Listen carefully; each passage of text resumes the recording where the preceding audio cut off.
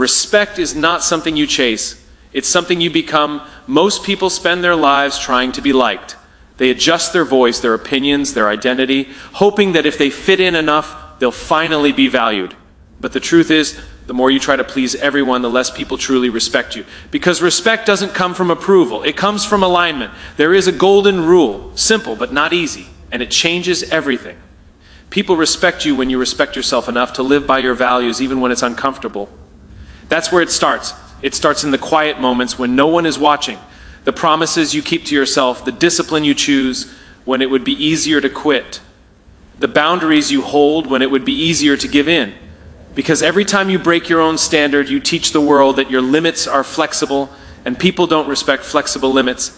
They respect clarity, they respect consistency, they respect someone who knows who they are, even when it costs them something. Think about the people you admire. It's not because they are perfect, it's because they are certain. Certain in what they believe, certain in how they show up, certain in what they will not tolerate, and that certainty creates trust, and trust creates respect. But here's the part most people miss. Respect is not loud. It doesn't come from proving people wrong.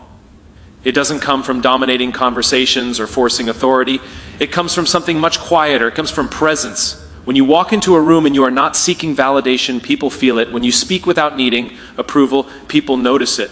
When you walk away from what doesn't align with you, people remember it. Because in a world where most people are trying to fit in, the person who stands firm stands out. And that's the golden rule. Not to demand respect, not to chase it, but to become someone who lives in a way that makes respect inevitable. And when you do that, something shifts. You stop negotiating your worth. You stop explaining your boundaries. You stop shrinking to make others comfortable. And without saying a word, people begin to treat you differently because you treated yourself differently first. Start with your inner standard, because the world does not decide your value, you do. Most people wake up and immediately look outward. They measure themselves against opinions, expectations, reactions. They wait for approval before they move, before they speak, before they believe in who they are. And in doing that, they give away the one thing that truly defines respect, the authority over their own identity. An inner standard is not something you announce, it's something you live. It's the quiet agreement you make with yourself about who you are going to be, no matter what the situation demands. It's the decision that there are lines you will not cross, even if crossing them would be easier, faster, or more accepted. Because the moment you start negotiating with your own values, you teach others that your identity is flexible, and people don't respect what is constantly shifting. There is a difference between confidence and clarity. Confidence can rise and fall depending on circumstances, but clarity is rooted in something deeper. Clarity says, this is who I am, this is what I stand for, and this is how I show up, whether anyone is watching or not. When you operate from clarity, you stop chasing validation. You stop adjusting yourself to fit every room. Instead, you become the standard that the room adjusts to. The truth is, people are always observing, even when they are silent. They watch how you respond under pressure. They notice what you tolerate. They pay attention to the moments where it would be easy for you to compromise. And in those moments, you are either reinforcing your standard or lowering it. There is no neutral ground. Every action sends a message. When you hold your standard, especially when it's uncomfortable, you create something rare: predictability in character. Others begin to understand that you are not easily influenced, not easily swayed, not easily broken, and that predictability builds trust. Not the kind of trust that comes from words, but the kind that comes from patterns, repeated actions, consistent behavior, the same integrity again and again. But most people struggle here because holding a standard often comes with a cost. It may cost you approval. It may cost you opportunities. It may even cost you relationships that were only sustained by your willingness to bend. And that's where the real test begins. Because an inner standard is only real when it remains intact under pressure. It's easy to say you value respect. It's much harder to walk away from situations that disrespect you. It's easy to say you believe in discipline. It's much harder to stay committed when motivation fades. The gap between what you say and what you do is where your true standard is revealed. And people don't listen to what you say nearly as much as they watch what you repeatedly do. Over time, something powerful begins to happen. When you stop lowering your standard to fit in, the right people begin to rise to meet it. The conversations change, the opportunities change, the energy around you changes. Not because you demanded it, but because you defined it. You made it clear through your actions what is acceptable and what is not. And once that clarity exists, respect is no longer something you need to ask for. It becomes something that naturally follows because people recognize that you have already given it to yourself. Consistency builds credibility in a way that nothing else can. Anyone can show up once with energy, confidence, and bold words, but what truly defines a person is what happens after the moment fades. It's what happens on the ordinary days, the unnoticed days, the days when there is no applause, no recognition, no immediate reward. That is where credibility is either built quietly or lost without anyone needing to say a word. People don't trust intensity, they trust patterns. Intensity can impress for a moment, but patterns reveal truth over time. When your actions align with your words again and again, something begins to form in the minds of others. They stop questioning whether you mean what you say. They stop doubting whether you will follow through. They begin to expect it. And expectation is the foundation of credibility. There is a reason why inconsistency creates confusion. When someone shows up one day with discipline and then disappears the next, people don't know which version is real. When someone speaks with conviction but fails to act on it, their words lose weight. It's not because people are judging harshly, it's because humans are wired to look for reliability. We are constantly asking, can this person be counted on? Can this behavior be predicted? Can this standard be trusted? Consistency answers those questions without needing explanation. It removes doubt by replacing it with evidence. Every repeated action becomes proof. Every time you do what you said you would do, even in small ways, you are reinforcing a message that you are dependable. And dependability over time turns into credibility. The challenge is that consistency is often invisible in the beginning. There are no instant results, no dramatic changes, no external signals telling you that it's working. It feels repetitive, sometimes even frustrating, because the effort doesn't always match the immediate outcome. That is why so many people quit too early. They mistake the absence of quick recognition for a lack of progress. But credibility is not built in moments, it is built in layers. Each consistent action is like placing a brick. On its own, it may not seem significant. But over time, those bricks form something solid, something stable, something others can rely on. And once that structure is strong enough, it speaks for you before you even say a word. There is also a deeper level to this. Consistency is not just about what others see, it's about what you prove to yourself. Every time you follow through on a commitment, you strengthen your own belief in who you are. You begin to trust yourself more. You begin to rely on your own discipline rather than waiting for motivation. And that internal trust changes how you carry yourself. When you trust yourself, your decisions become clear. You stop hesitating, you stop overthinking every step. You move with a quiet confidence that comes from knowing you have evidence behind you, not opinions, not hopes, but real proof built through repeated action. Over time, people begin to notice this shift. They may not point it out directly, but they feel it. They see someone who does not need to overpromise, someone who does not rely on words alone, someone whose presence carries a sense of reliability. And that reliability creates respect naturally, without force, because at the end of the day, credibility is not about what you claim, it's about what you consistently demonstrate. It's about closing the gap between intention and action until there is no gap left. When your behavior becomes predictable in the best way, when your standards remain steady regardless of circumstances, you create something rare. You become someone others can believe in without hesitation. Speak with purpose, not noise, because in a world overflowing with constant talking, attention is not given to the loudest voice, but to the clearest one. Most people confuse speaking more with being heard more, but the truth is, the more unnecessary words you use, the less value each word carries. When everything is said, nothing stands out, and when nothing stands out, nothing is remembered. Purposeful communication begins long before you open your mouth. It begins with intention. Why are you speaking? What are you trying to add? What problem are you trying to solve? What clarity are you trying to create? Without intention, words become reactions, and reactions are often driven by emotion, by the need to be seen, by the desire to prove something rather than contribute something. That is where noise is created. Noise is not just about volume, it's about emptiness. It's words without direction, statements without depth, opinions without reflection. It fills space but adds no value, and over time people begin to tune it out. Not because they are uninterested, but because they have learned that there is nothing meaningful to hold on to. When someone speaks constantly without purpose, their voice becomes background. Purpose, on the other hand, creates presence. When you speak with intention, your words carry weight. There is a sense that what you are saying matters, not because you demand attention, but because you respect it. You are not trying to occupy the conversation, you are trying to elevate it. And that shift changes how people listen. There is a discipline in knowing when not to speak. Silence is often misunderstood as weakness, but in reality, it can be one of the strongest forms of communication. Choosing not to react immediately, choosing to listen fully, choosing to observe before responding, these are signs of control. And control creates respect. When people see that you are not driven by impulse, they begin to take your words more seriously when you do decide to speak. Speaking with purpose also means being clear. Not complicated, not overly detailed, but clear. Clarity requires thought. It requires you to organize your ideas, to understand what truly matters, to remove what is unnecessary. And in doing so, you make it easier for others to understand you, because communication is not about what you say, it's about what others understand. There is also courage in purposeful speech, because when you speak with intention, you are not hiding behind excessive words. You are standing behind a message. You are willing to be direct, to be honest, to say what needs to be said, even if it is uncomfortable. And that kind of honesty, when delivered with respect and clarity, builds trust. People begin to recognize a pattern. You do not speak to fill silence. You do not speak to compete for attention.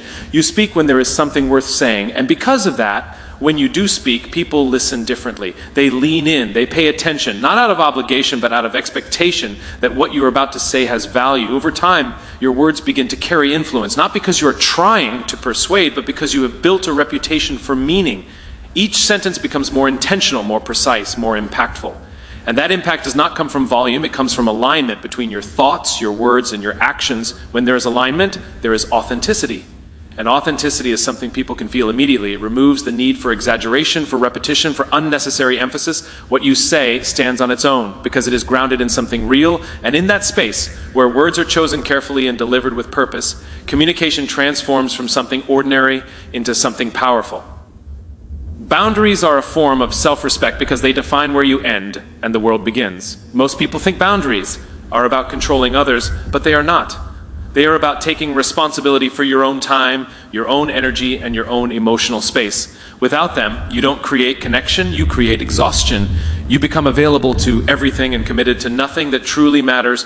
Every time you fail to set a boundary, you send a message, not just to others, but to yourself. You say that your time is negotiable, your energy is disposable, and your priorities can wait. And the more you repeat that pattern, the more it becomes your identity. People don't overstep by accident most of the time. They respond to what has been allowed consistently. What you tolerate becomes the standard others follow. There's a quiet strength in saying no. Not an aggressive no, not a defensive no, but a clear and grounded one. A no that comes from understanding what aligns with you and what does not. Because every yes carries a cost. It costs time, attention, focus. And if you say yes without intention, you slowly drain yourself without even realizing it. Boundaries protect you from that slow erosion. The challenge is that setting boundaries often feels uncomfortable at first. It may feel like you are disappointing people, like you are creating distance, like you are risking approval, and in some cases you are. But that discomfort is not a sign that you are doing something wrong. It is a sign that you are doing something different. You are choosing long-term respect over short-term acceptance. When you begin to hold your boundaries, something shifts in how people interact with you. The same requests that once felt constant begin to change. The same expectations that once felt heavy begin to adjust. Not because you explained yourself repeatedly, but because your actions became consistent. Boundaries are not enforced through words alone, they are reinforced through behavior. There is also an internal shift that happens. When you stop overcommitting, you create space. Space to think clearly, to focus deeply, to invest in what truly matters. That space becomes a form of clarity. You begin to understand your priorities at a deeper level. You begin to recognize what deserves your attention and what does not. And with that clarity comes confidence. Confidence that is not based on external validation, but on internal alignment. You know why you say yes. You know why you say no. You are not reacting to every situation. You are responding from a place of intention. And that intention makes your decisions stronger, more stable, more respected. It is important to understand that boundaries are not walls. They are not about shutting people out or avoiding connection. They are about creating healthier interactions. When people know your limits, they know how to engage with you in a way that is sustainable.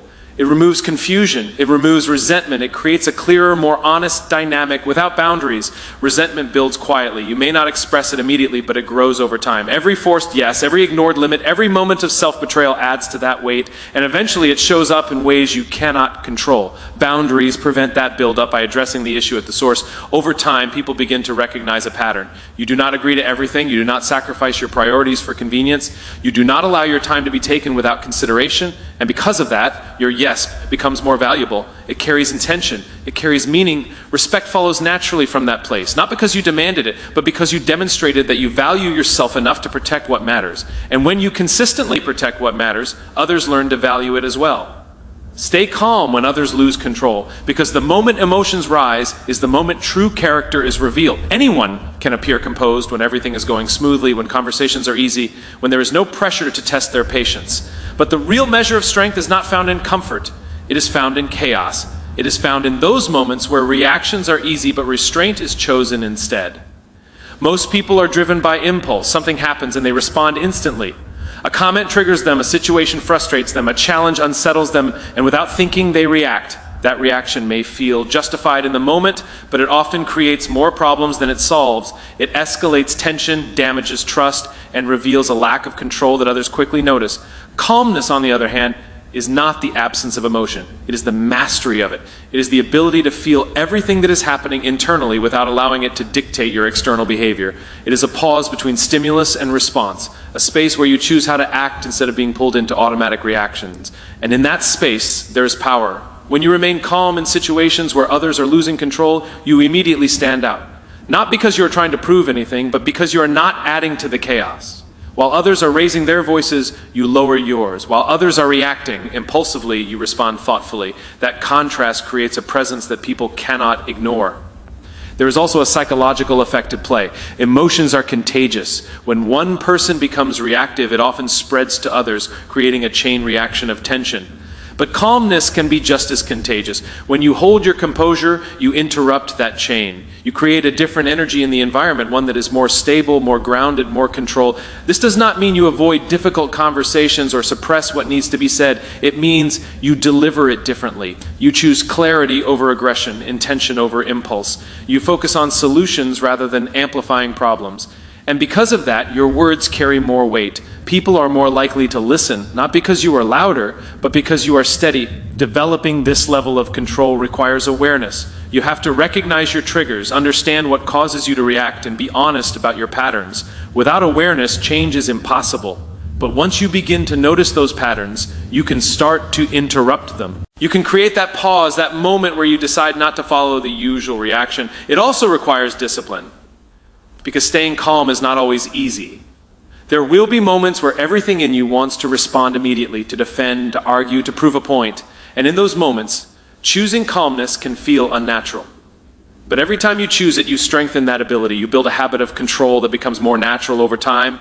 Over time, people begin to associate you with stability. They see you as someone who does not crumble under pressure, someone who does not contribute to unnecessary conflict, someone who can be relied on in difficult situations. And that reliability builds trust. It creates a sense of safety in your presence because others know that you will not react unpredictably. There is also a deeper level of respect that comes from this, not the kind that is based on fear or authority, but the kind that is based on emotional strength. People recognize that you are in control of yourself, and that control commands attention without needing to demand it.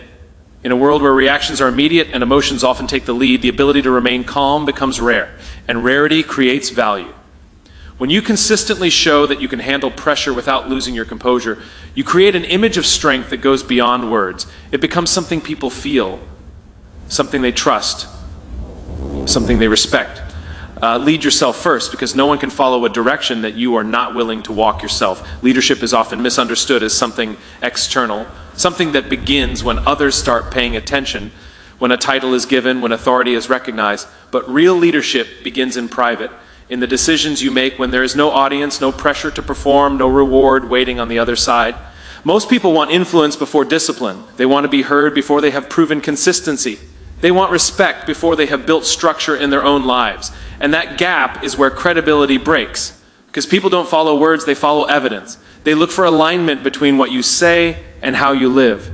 If that alignment is missing, no level of confidence or communication can replace it. Leading yourself means creating order where there could easily be excuses. It means doing what needs to be done, not when it feels good, but when it is necessary. It is waking up with intention, managing your time with awareness, and holding yourself accountable even when no one else is watching. These are not dramatic actions, but they are powerful because they are repeated daily. There is a difference between motivation and self-leadership. Motivation is temporary. It comes and goes depending on how you feel, what you see, what inspires you in the moment. Self-leadership, on the other hand, is stable. It is rooted in commitment rather than emotion. It does not wait for the perfect mood or the right conditions. It operates regardless of how convenient or inconvenient the situation may be. When you begin to lead yourself, your priorities become clearer. You stop reacting to everything around you and start focusing on what actually moves you forward. You become more intentional with your energy, more selective with your time, more disciplined in your actions. And that clarity removes distraction. It gives you direction in a world that constantly pulls your attention in different ways. There is also a level of honesty required in self-leadership. You have to be willing to confront your own habits, your own patterns, your own weaknesses. It is easy to point outward, to blame circumstances or other people for a lack of progress. It is much harder to look inward and take full responsibility. But that responsibility is where growth begins. Every time you follow through on a commitment to yourself, you strengthen your internal trust. You begin to rely on your own discipline instead of external pressure. You build a sense of control over your actions, your decisions, your direction. And that control changes how you show up in every area of your life. Over time, others begin to notice, not because you are trying to lead them, but because your behavior sets a standard. You become an example of consistency, of discipline, of focus, and people are naturally drawn to that. They look for guidance, not in what you say, but in what you consistently demonstrate. This is where leadership expands beyond the individual. When you lead yourself effectively, you create influence without forcing it. You inspire through action rather than instruction. You show what is possible by living it, not by explaining it. And that kind of influence is far more powerful because it is authentic. It is important to understand that self-leadership is not a one-time decision. It is a continuous process. There will be days where discipline feels strong and days where it feels difficult. There will be moments of clarity and moments of doubt, but the difference lies in whether you continue to show up despite those fluctuations. Consistency in self-leadership builds a foundation that others can trust. It creates a sense of reliability, a pattern of behavior that does not depend on circumstances. And that reliability becomes the reason others are willing to listen, to follow, to believe, because at the end of the day, leadership is not about control over others. It is about control over yourself. And when that control is evident, when it is lived out through daily action, it becomes something undeniable, something that speaks without needing words, something that naturally earns respect.